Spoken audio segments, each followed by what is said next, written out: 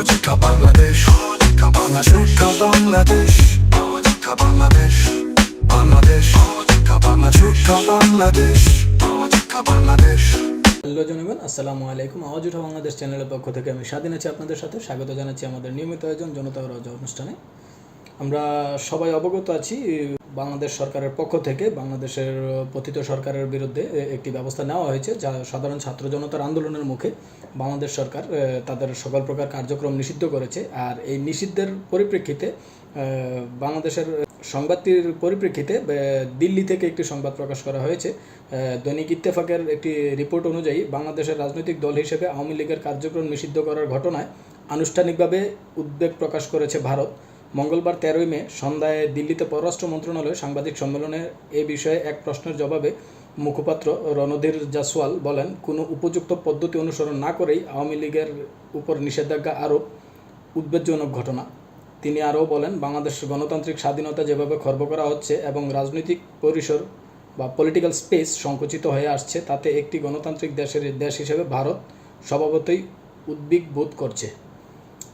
তো এই সংবাদটির ভিত্তিতে আমরা বলতেই পারি ভারতের খুব বেশি একটা ভালো লাগেনি, কারণ আমরা যদি খেয়াল করি আমরা সবাই অবগত আছি যে ভারতের যে রাষ্ট্র ব্যবস্থা, ভারতের যেই সরকার ব্যবস্থা, বর্তমান সময়ে যে সরকার পক্ষ, তাদের একটা পছন্দের দল ছিল এই বাংলাদেশ আওয়ামী লীগ সরকার, এবং সেই সরকারকে নিষিদ্ধ করাতে তারা উদ্বেগ প্রকাশ করতেই পারে বলে আমরা মনে করি।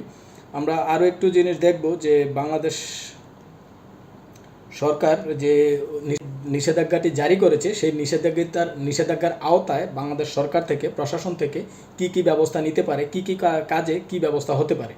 আমরা যদি দেখি, যদি কোনো এই সংগঠনের পক্ষ থেকে কেউ মিছিল করে, কেউ মিটিং করে, সমাবেশ করে, অনলাইনে পোস্ট করে এবং প্রিন্টিং প্রচার করে, লিফলেট, বিভিন্ন স্লোগান, লিফলেট, পোস্টার, ব্যানার, এই ধরনের কোনো প্রচার করে, সেক্ষেত্রে তার বিরুদ্ধে আইনি ব্যবস্থা নেওয়া যাবে বলে জানা গেছে।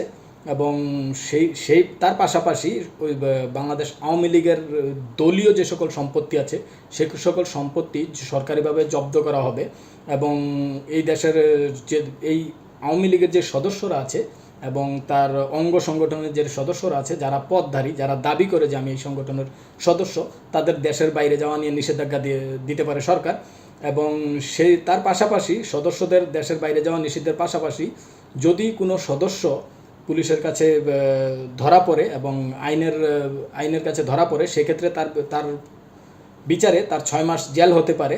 এবং যদি কোনো ব্যক্তি বা কোনো অঙ্গ সংগঠন এই দলের হয়ে প্রচারণা করে বা প্রচারণা করার চেষ্টা করে, সেক্ষেত্রে প্রশাসন থেকে 7 বছর পর্যন্ত তার কারাদণ্ড হতে পারে বলে জানা যায়। এবং তাছাড়া যদি এই সংগঠনের, যদি আমরা একটু বড় পরিসরে বলি, আওয়ামী লীগের অঙ্গ সংগঠনের যদি আওয়ামী লীগের কোনো ব্যক্তি যদি সরাসরি কোনো অপরাধের সাথে সংযুক্ত থাকে এবং এটা জেনে যদি তাকে কেউ আশ্রয় দেয়, তাকে কেউ প্রশ্রয় দেয়, তাকে কেউ সাহায্য সহযোগিতা করে, সেক্ষেত্রে তার বিষয়ে 5 বছরের কারাদণ্ড দেওয়ার মতো বিধান রয়েছে বলে আমরা জানা গেছে। তো পরিশেষে এটাই দেখা যায় যে আওয়ামী লীগের পক্ষ হয়ে সকল প্রকার প্রচারণা এবং শুধুমাত্র যে মিডিয়া তা না, জাতীয় মিডিয়া তা না, সোশ্যাল মিডিয়াতেও যদি কেউ প্রচারণা করে, কেউ তার পক্ষ হয়ে কথা বলে, কেউ তার পক্ষে কাউকে টানার চেষ্টা করে, যেমন আমরা যেটাকে বলি একটা দল অন্যকে উদ্বুদ্ধ করবে তার দলে আসার জন্য, ওইরকম যদি কেউ অ্যাপ্রোচ করে কাউকে, সেক্ষেত্রেও তার বিরুদ্ধে আইনি ব্যবস্থা নেওয়া যাবে।